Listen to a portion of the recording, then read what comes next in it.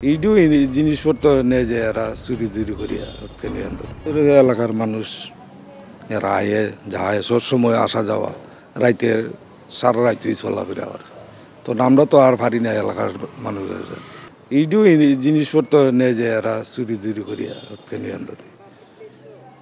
আমরা তো ধরতারি না। আপনাদের কাছে তো আত্মরক্ষার জন্য কোনো অস্ত্র নেই।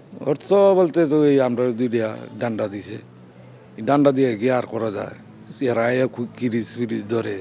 কোনো বালুর চর নয়, আমি যে এই জায়গাটিতে বসে আছি এটা শহীদ রিয়া গোপ স্টেডিয়াম।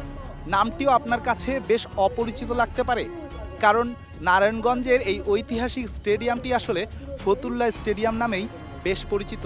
গেল 2 বছর ধরে স্টেডিয়ামের সংস্কার কাজ চলছে, কিন্তু 2 বছর পর আসলে এখানকার সর্বশেষ পরিস্থিতিটা কি